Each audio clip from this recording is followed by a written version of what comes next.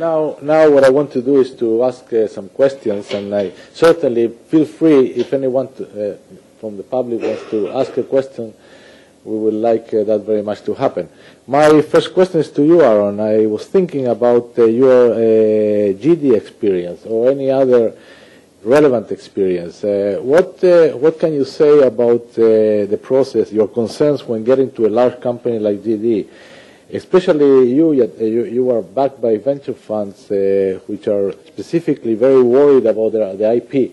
How do you overcome all those things? Use the microphone. Okay. No, you need the mic because you're over the neck.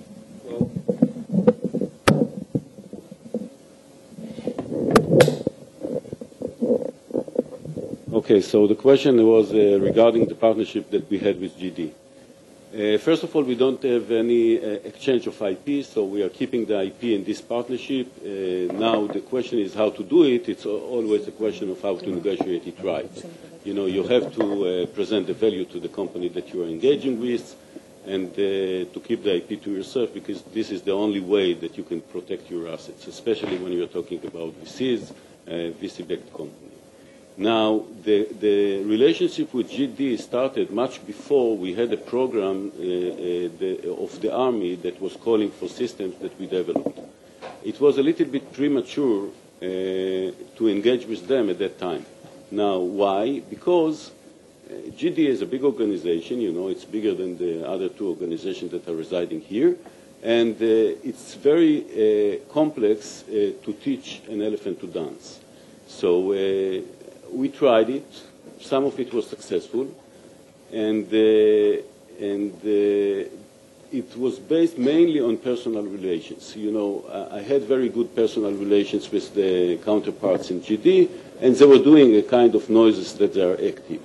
Now, when they started to be really active, that was a program, a big program in place of more than $100 million, and then it started to be very interesting to them to engage with us. So it's a kind of, today I would engage with them only when there is a program, and when there is not a program and you need to do the onesies, twosies sales, you either go directly to those customers that are easy to be accessible, those stars, the special forces, etc., or you engage with some small organization that is hungry to bring sales because of the commission. Thank you, Aaron. Chezi, I have a question for you. First of all, I was impressed by the ecosystem that you presented, and I want to congratulate IAI for doing that. I don't think many Israeli companies are doing so, and we can hear that from Elbit as well. But the question I have, you know, when a small company approaches you, they are very worried about their know-how, about disclosing what they have. And on the other hand, you want to, you know, know as much as possible about the product and the capability. How do you manage those concerns from the point of view of the small company? Okay, first of all, NDA is not is the right word. We are ready to sign NDAs. We are ready to sign it the dual side, that it can protect both sides, us and them, and whenever we are doing some IP data. And we need, the process is like that. We are starting with a general presentation to see that there is some basic interest. Then we are ready to sign an NDA, and NDA take us very fast. We are fast in signing NDA because we have experience with a lot of small companies. We know what they want, and if it's going, and we are a big company, we are not going to steal IP and going to the court with small companies. It's not our reputation, it's not our policy, it's not what we are going to do. So you can be sure, because for us, the harm by going to court that we took some IP for somebody is much more than paying the money that it costs. So we are very strict on protecting the IP of a small company coming to us. It's important to us as well as to you.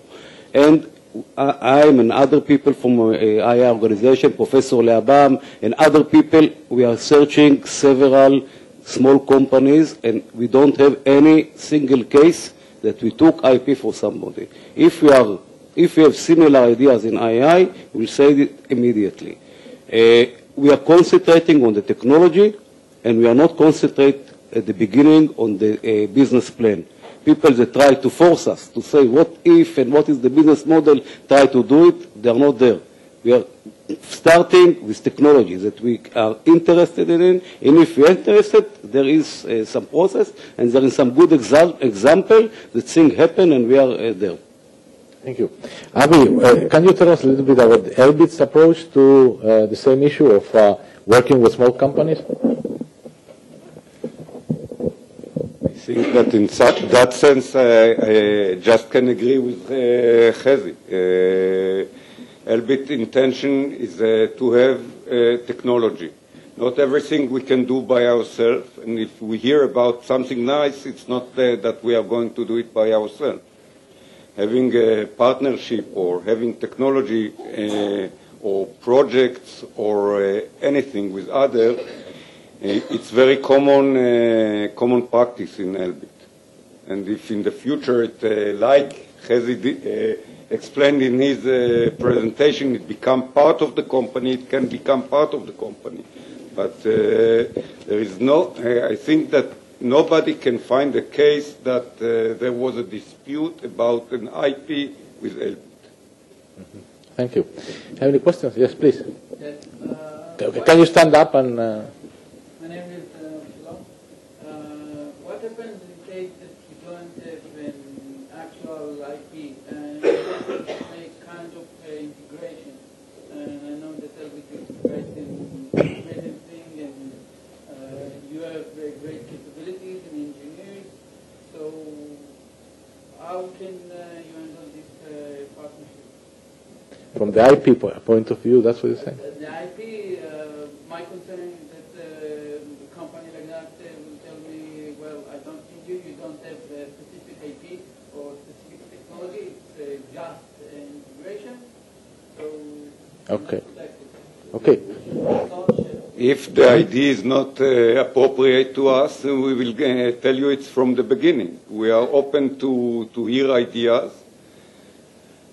Of course, we prefer that somebody will bring us advantage or add-on. To do simple or complicated integration, this is our strength. For that, if we need somebody to help us, we approach him normally. But what we are looking for is new ideas and new technology to be integrated in our systems. And for that, we are even, I can say, keen to hear new ideas. But I think the question, if I understood well, you say you do have IP, and you're worried, concerned that the companies will actually learn what you have and then say it's only integration. That's what's the question, or? I'm not sure I have an IP or Okay. it can be done otherwise. I see. Chezi, you want to relate to that, or no? We are also looking for good people. So if you have good ideas, it might be a good start. Okay, great. Any other questions from the audience? Yes, please. If you can stand up, and there's a camera over there, so. My name is Tat, founder of the radio. This question is pointed to all of you. Let's imagine that you are a startup entrepreneur or CEO, and you want to build a partnership with a big, large, leading company in the market. And please give me one must-to-do rule and another must-not-do rule for one like me and others in the audience. And I expect to give I expect to have 8 different answers. Wow. I think let's start with Aaron. Aaron, I think you have the most... One is the experience to representing the big and one the partner. Yes. Okay, the question is, let's say that a small company wants to partner with a large company. Please give me one must do and one must not do, right? First of all, I have no idea.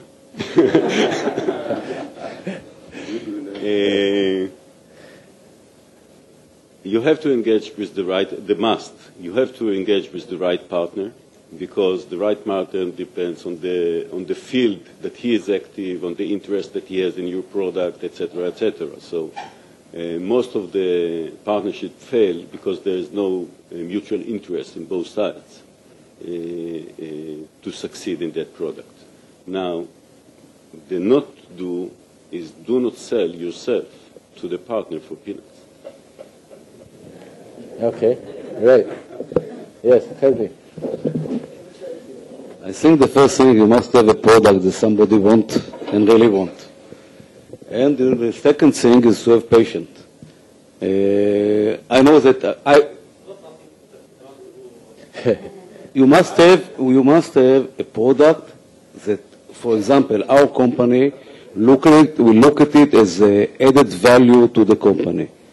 And if you don't have it, you don't have chance. Now, if you have something else, sometimes, and because of that I said patient, there is a lot of opportunities, as Aaron described. And sometimes some things that are not interested at one time, half a year later when program come and we need to propose something and we don't have time to the market that other solution is available, we may come to you. So keep up in knowing what you are doing, update the right people at the company. Big company, it's, if you update me at all, it's not enough. You have to go to the professional people that are doing the work, and you have to listen to them very carefully, because usually it's not invented here and now, it's a problem. And you need to know how to approach them. That sometimes they will say, hey, we have an idea, we can shorten our development time, we can save money in the proposal, and we come back to you. You got a Talmud answer. Avi. The must do is having not only technology, but technology that may lead to an application. This is the must do, because many engineers, it's not only in startups, also in big companies, thinks that having a technology is enough. Technology must have a market. So the must do is thinking about the applications and not only on the technology. This is Saying the last three questions, the answers. No, let him finish. Let him finish. No, let him finish. Going to market together, okay? Let's assume that the IP and the application, and there is a joint interest for the both of the companies, the small and the big. So this is a success. Now, this is the key of the success. If there is a mutual interest and a bit of chemistry between the people, as Aaron said in the beginning, you don't need anything else. Okay. Now I will also give you a must do and a must not do. I think the must do, some of the issues here, some of the answers were very good. I think there's another one. I think you should shop around.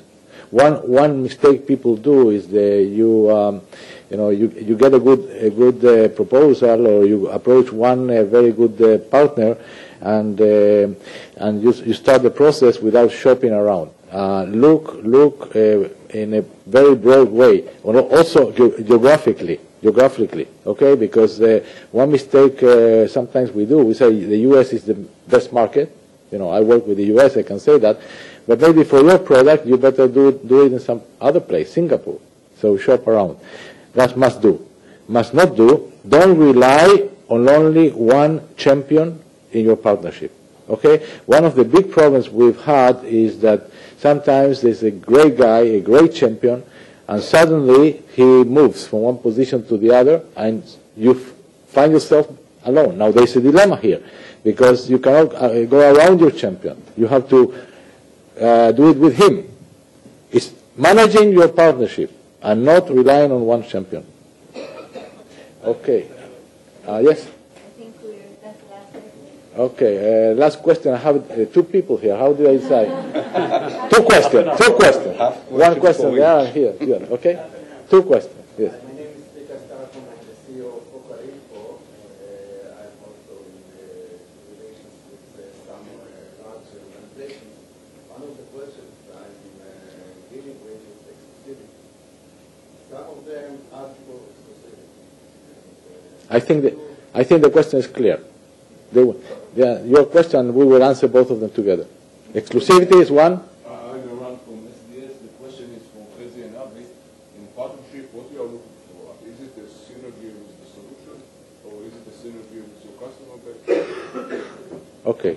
So the two questions are, one is what about exclusivity, and that's a very, very good question. And the other one is what is your priority, synergy with customer or synergy with solution, right? Okay. So, Chezi, you want to start? Both of them. Exclusivity is an important factor for us, and when we are coming serious, usually we'll ask for exclusivity. And I think another must not do for you is not tell us that Elbit are interested and we are not there, because sometimes we are talking together. It's a must do. Must not do. Must do. Must not do. Because sometimes we are talking. You talk. Okay. About synergy, I think both of them. We're looking for opportunities. And sometimes we're looking for a new product, then the product is important. Sometimes if we have a capability to go to the customer and it's open to us a window, we'll go there. And our organization is, we are sitting, marketing, business emerging acquisition, R&D, all of us sitting together. So information is, although we are a big company, the important information is running very fast. And if somebody have an input for a new customer, and he can bring us to this customer, it's okay. It's a good idea by itself. If it's a new technology that brings us a new product, again, we are not limited. We are looking open-minded. Okay, Avi. For the second question, both. We're looking for both. We are looking for opportunities. Opportunities is maybe technology, maybe market, maybe customer. We are looking for opportunities. And for the first question about exclusivity, it's depend about your position. If you are unique, and you may request not to be exclusive with somebody. But big companies in general will require exclusivity, and sometimes you need to choose. Now, I will help you with that, because these two guys have an interest. They are negotiating with you already. What you have to do is, don't forget that exclusivity is in the product, but it's also in geographical areas. So give them exclusivity in Israel, for example. Okay? Or give them exclusivity in the U.S. And incidentally, they do that with the U.S. partners. Many times they say, your market will be the U.S., our market will be the rest of the world. So that's a very good way of doing. The other way of doing that is by looking at generations of products. I mean, you say you have exclusivity, and maybe it's worth to do that in this product, this generation, and the next generation.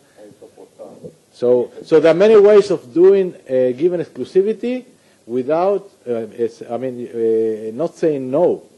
If you come to a company, big company, and say no to exclusivity, you are out. You need to think very creatively. Okay? So I want now to thank our panel. One comment about exclusivity.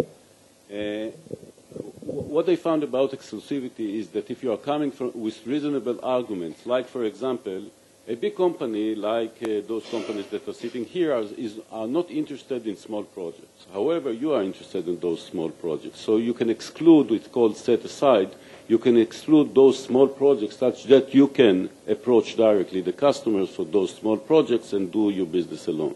The other one is that normally they are interested in volume. So you define some level of threshold such that if they are not meeting the threshold, they are giving up the exclusivity. So those two things might be deployed with talking to big companies. Very good. And a final comment, because it relates very much to what Aaron just said. You always have to think win-win. I think the aspect of thinking about the big company that they're interested in large business, And thinking that way is a great angle, and it can be very helpful. So we don't have any more time. Thanks very much to our panelists. Thank you, everybody, and thank Eitan. When we opened the day today, we had a dreamer, a visionary, and entrepreneur, Moshe Arendt, speak on stage. And the final talk in this event will be that of Yehuda Zisapel, who is one of the more prominent entrepreneurs in Israel, a visionary and a dreamer. We will now break until 1:15 exactly, 20 minutes exactly, and come back to convene. Thank you.